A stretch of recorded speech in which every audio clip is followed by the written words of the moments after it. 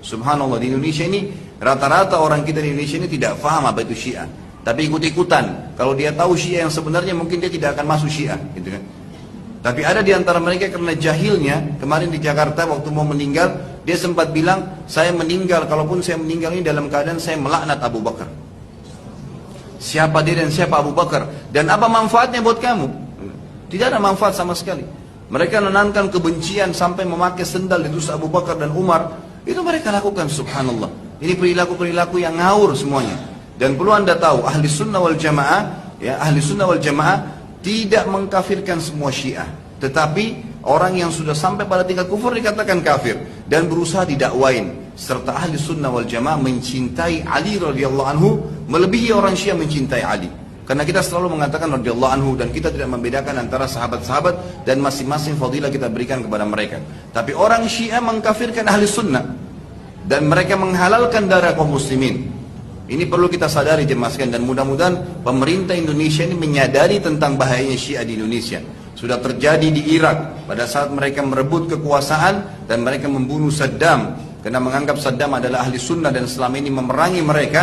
Kemudian mereka membalik Irak itu menjadi wilayah Iran juga, wilayah Syiah. Kemudian mereka bergerak di Syria dan mereka membunuh 230.000 ahli sunnah. 230.000 orang, laki-laki, perempuan, anak-anak, orang Yahudi saja tidak ada yang bunuh Islam sebanyak itu. Ini luar biasa.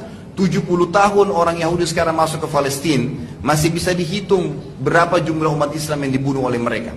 Tapi 3 tahun saja, ya, orang-orang Syiah masuk, bahkan 5 tahun di Irak, 3 tahun di, ya, sekarang masa pembantaian di Suriah itu, mereka membunuh, tidak ada orang yang membunuh umat Islam sejumlah itu. Luar biasa. Sekarang mereka masuk ke Yaman, kemudian mereka membuat lagi masalah di Yaman. Mereka menyebarkan isu, dan ini sedang terjadi di Indonesia jemaah sekarang. Kalau kita nggak buka mata kita berbahaya. Mereka menyebarkan isu bahwasanya orang-orang yang ahli sunnah itu adalah berfaham Wahabi, itu berfaham begini keras, radikal dan segala macam isu supaya pemerintah membenci ahli sunnah. Nanti di Yaman begitu terjadi, pemerintah akhirnya menangkap-nangkapi ahli sunnah, dimasukkan di penjara. Apa yang terjadi? Setelah tidak ada lagi dai-dai sunnah, banyak masjid yang ditutup pada saat itu, kemudian pengajian-pengajian ditutup, maka kekuatan militernya orang-orang Syiah ini langsung menguasai pemerintahan. Itu terjadi di Yaman, gitu kan? Terjadi di Yaman. Dan akhirnya presidennya sekarang baru sadar, oh ternyata ini para pengkhianat nih, gitu kan? Dan terjadi hal yang sama setelah mereka berkuasa. Mereka bakar masjid, mereka bunuh orang-orang para penghafal Quran. Itu terjadi di Yaman. Itu terjadi di Yaman. Dan mereka berkata, kami akan menyerang Haramain, ya, Mekah dan Madinah di musim haji ini. Di musim haji ini. Makanya kalau anda yang belum tahu kenapa Raja Salman hafizahullah sekarang menyerang Yaman, itu justru karena kasus itu.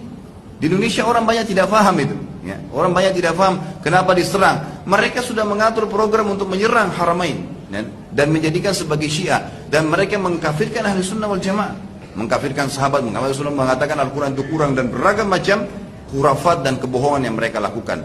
Maka semoga Allah SWT menjaga Raja Salman yang luar biasa. Keputusannya sangat tepat untuk menyerang mereka ini, dan memang ini bahaya sekali kalau dibiarkan. Sayangnya di Indonesia disuburkan, gitu kan? Disuburkan, dan sekarang mereka lagi melakukan isu yang hampir sama dengan Yaman. Maka harus hati-hati saudara-saudara sekalian, karena orang-orang Syiah ini luar biasa sudah. Kalau ada musuh Islam di dalam Islam sendiri, mereka lah, gitu kan? Orang-orang ini berbahaya sekali. Mereka mengatakan Quran kurang, mereka melemparkan isu yang tidak benar, dan mereka mempunyai sifat ciri yang mirip sekali dengan orang munafik di zaman Nabi SAW. Berwajah Muslim tapi bukan perilaku Islam. Banyak sekali. Bagaimana bisa ada orang Islam yang mengatakan Quran kurang, sementara Allah mengatakan Allah telah menyempurnakan Al-Quran? A'udzubillahi minasyaitonir inna nahnu nazzalna dzikra wa inna lahu hafizun. Kami turunkan Quran dan kami akan menjaganya. Itu kan firman Allah Subhanahu wa taala. Bagaimana bisa orang-orang yang telah Nabi jadikan sebagai mertuanya Abu Bakar dan Umar itu dikafirkan oleh mereka, yang telah menjadi istri Nabi SAW Aisyah, lalu mereka kafirkan juga. Dari mana bisa terjadi ini? Ini berbahaya sekali.